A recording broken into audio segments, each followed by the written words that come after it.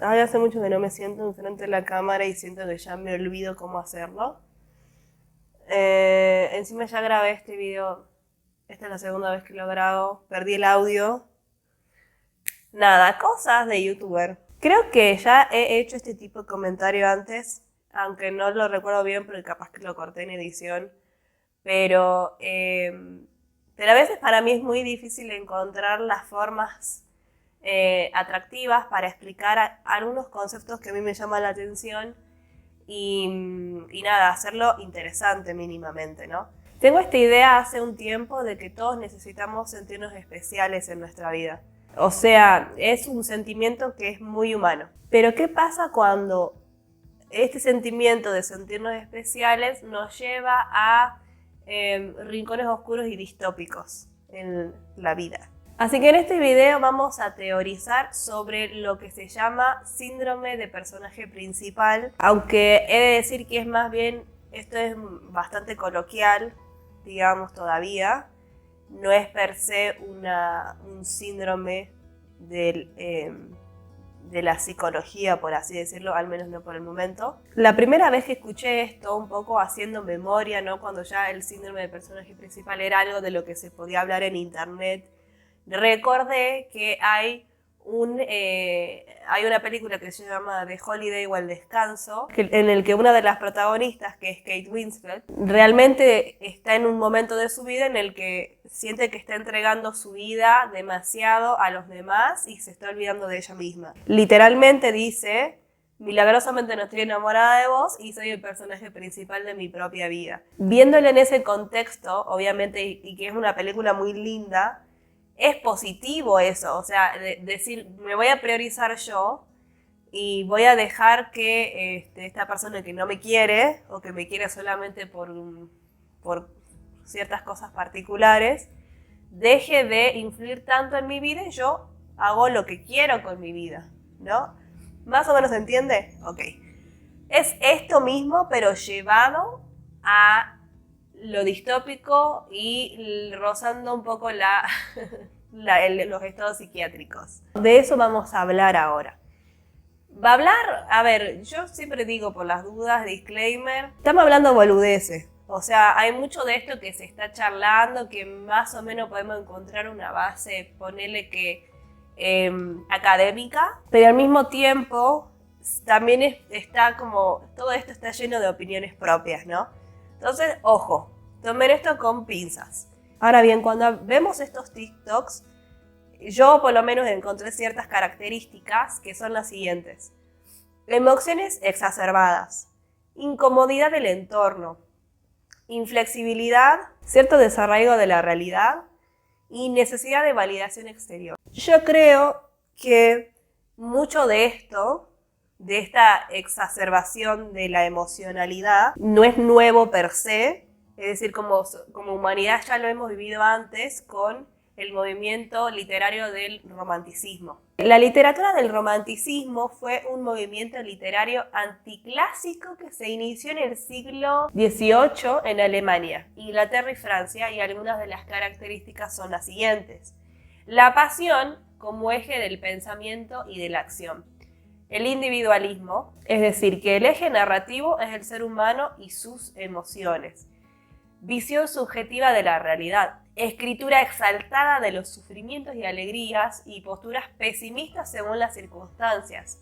Esto se demuestra, por ejemplo, en los paisajes y el clima como reflejo del estado de ánimo: soleado, colorido, radiante, melancólico, gris, nocturno, tormentoso, lúgubre, amenazador, etc. El máximo valor de la ética romántica es la libertad y su búsqueda emocional, creadora, mental y sociopolítica. La estética que exalta lo sublime o misterioso por encima de la fría y perfecta belleza clásica. El romanticismo nace como respuesta al neoclásico. ¿Qué es el neoclásico? Ustedes tienen como una imagen de lo que son los palacios griegos, con las columnas, con estas moles, estos templos que son imponentes, todos blancos, qué sé yo, los dioses, las estatuas y demás. Bueno, es todo eso, pero reinventado en un momento, porque se lo revaloriza, digamos, ya sea también en arquitectura, en cuanto a la literatura también, y vuelto a ser tal cual como estaba antes, digamos, pero muchos siglos después. El romanticismo viene a decir, esto es una cagada, esto se quedó en el pasado, volvamos, digamos, reinventémonos y hagamos algo nuevo, algo que exalte la emoción, el sentimentalismo, los paisajes, los colores, los estados de ánimo. Todo eso importa más que la racionalidad, digamos, atada a lo clásico. Se le da lugar al llamado drama romántico y además se mezcla lo trágico y lo cómico. La imaginación sobre la razón. Un mundo más personal, metafórico y libre, repleto de fantasías. El héroe romántico es un rebelde que prefiere la libertad y lo natural frente a las normas y la sociedad. Se pone de moda arquetipos de protagonistas referentes o abatidos por el destino, como el antihéroe Prometeo, Don Juan, el libertino, el bandolero, el pirata, etc.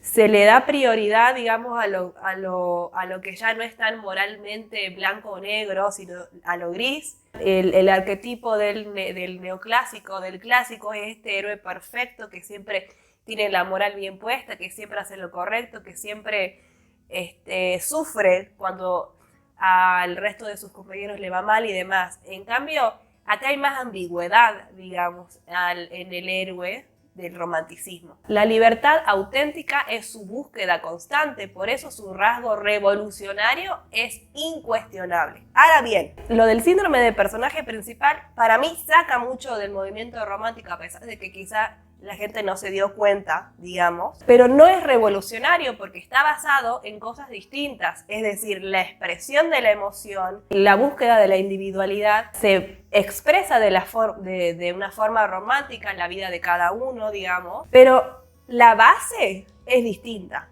El movimiento romántico es una respuesta rebelde a un movimiento que se estaba dando. O sea, estamos hartos de la razón, estamos hartos de personajes o blancos o negros, y exploremos otras cosas. El síndrome del personaje principal está basado en el capitalismo. Esto lo sacamos a partir del libro La Sociedad del Espectáculo. El autor es Guy Debord. Pero antes de hablar de este libro, hablemos un poco de lo que es salud mental. Para mí es importante mencionar el siguiente punto. El DSM-5 es la última versión del manual que usan los psicólogos para diagnosticar.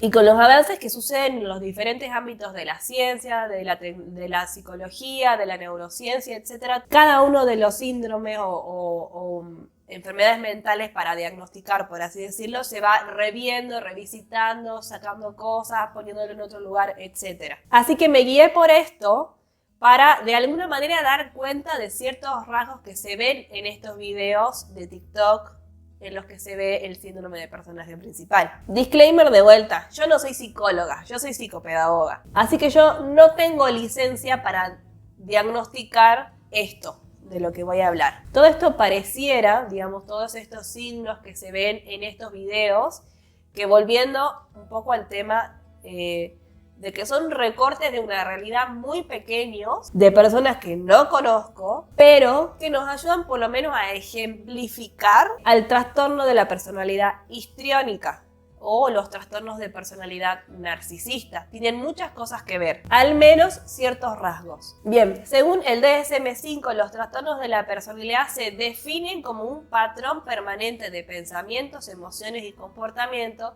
que caracterizan el estilo de vida único de un individuo y su modo de adaptación, los cuales se desvían considerablemente de las expectativas y normas sociales de la cultura en la que vive. El TPH, es decir, el trastorno de la personalidad histriónica, se define como un patrón dominante de emotividad excesiva y de búsqueda de atención, que comienza en las primeras etapas de la edad adulta y está presente en diversos contextos y que se manifiesta por 5 o más de los hechos siguientes. 1. Se siente incómodo en situaciones en las que no es el centro de atención.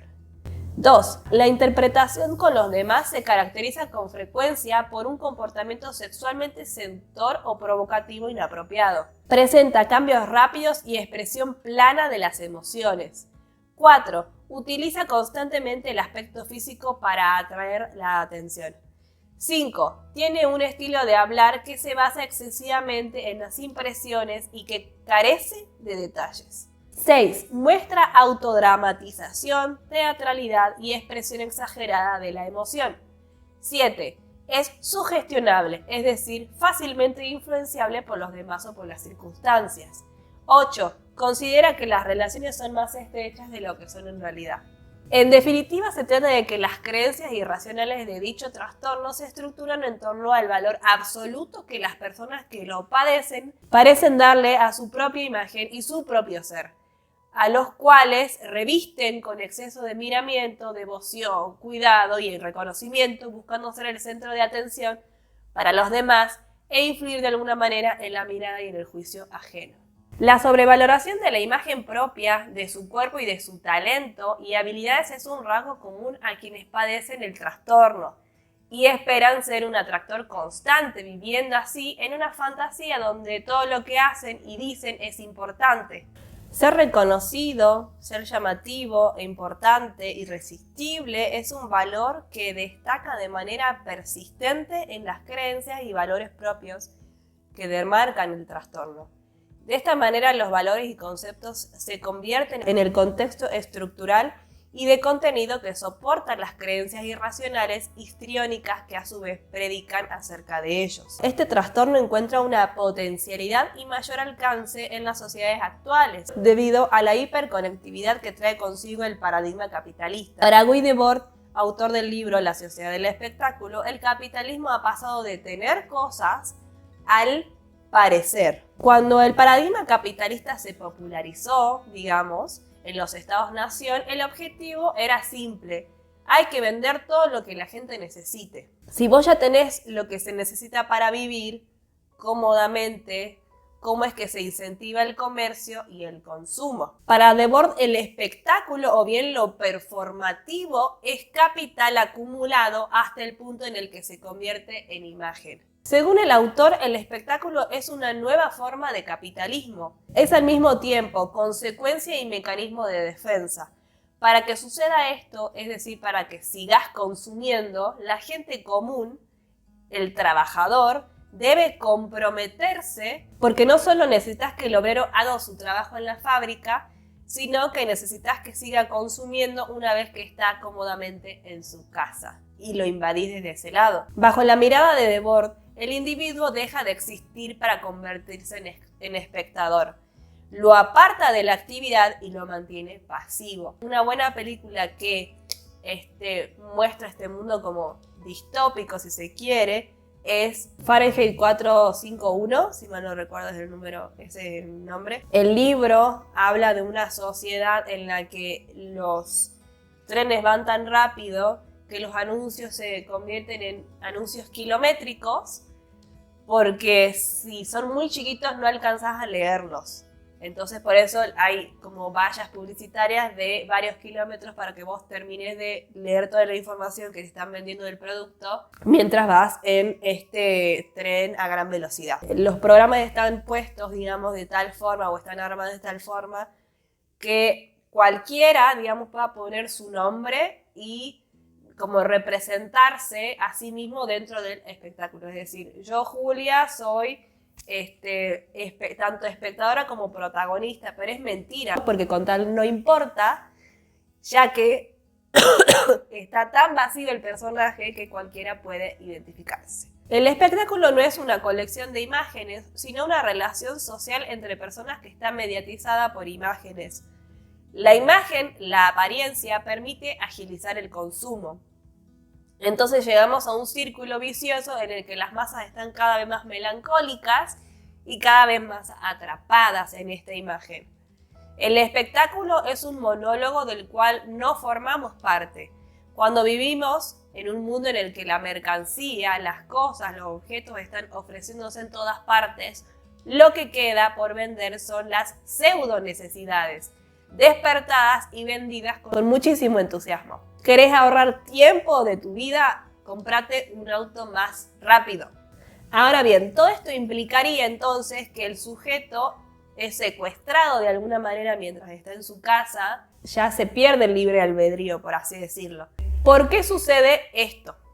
Cuando la realidad es demasiado abrumadora, si no lo sabemos acá en los países latinoamericanos, La mayoría de las personas buscamos un estado mental que en psicología holística se llama la mente entretenida, que es en este estado en el que vos cedés el control de tus pensamientos, decidís que otros tomen el control de tu mente y es en esos momentos en los que les das las riendas a Netflix, a las noticias y o a Instagram para evadirte. Desde ese estado mental es cuando es muy fácil comenzar a crear una realidad paralela e idealizada en el mundo virtual, que además se ve reforzada por las gratificaciones inmediatas. Las gratificaciones inmediatas son los likes, los corazoncitos, los me gusta, las compartidas, las suscribidas y todo eso que a las personas youtubers les hace muy feliz. Y las personas en general que hacen contenido en internet, ¿no? Y no solamente personas que hacen contenido, sino cualquiera, de hecho, que tiene Instagram. Todos somos susceptibles al me gusta. Todos somos susceptibles a la validación externa de nuestra vida. Los creadores de contenido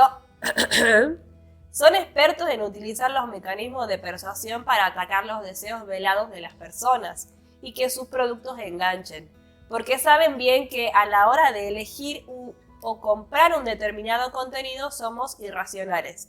Y lo que nos mueve son estos deseos primarios de nuestro centro emocional inferior que suelen estar relacionados con heridas emocionales reprimidas. Por eso es tan fácil ver una serie de televisión o escuchar un tema, una canción, y sentir que está hablando de vos. Lo que tenemos que preguntarnos entonces es por qué de repente es tan habitual que todos sentamos que somos el centro del universo. Es natural sentirse atraído por cosas que nos afectan o que nos interesan de manera personal. Y eso puede llevarnos a sentir que somos el centro de todos. Pero es importante tener en cuenta que hay muchísimas otras personas en esta vida que sufren y que le pasan las mismas cosas que te pasan a vos. Y que sufren tanto o más que nosotros. También hay que tener en cuenta que junto con la conectividad y la necesidad de compartir nuestra vida, o al menos parte de ella por redes sociales, nos hacen creer que hay una cercanía con otra gente a la que quizá ni siquiera conocemos. Estas se llaman relaciones parasociales. Estas son falsas relaciones sociales que se desarrollan hacia cualquier personaje mediático, sea real o ficticio, y que percibimos como si fuera una persona muy cercana a nosotros y llegamos a identificarnos con él o con ellos, o tenemos algún tipo de sentimiento hacia esa persona desde la empatía o el desagrado, yendo hasta el enamoramiento o hasta el hastío más absoluto. Todo esto no ayuda precisamente a dejar de fantasear o idealizar lo que las redes sociales nos muestran. Es decir, yo por ejemplo veo mucho Aislados el podcast y siento que los conozco a los 4 pibes, pero en realidad nunca los vi en mi vida,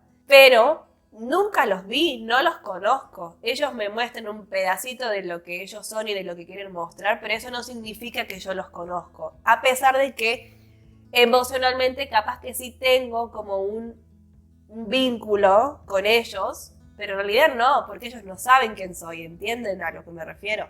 En cuanto a las conclusiones de esto, es difícil para mí cerrar el video.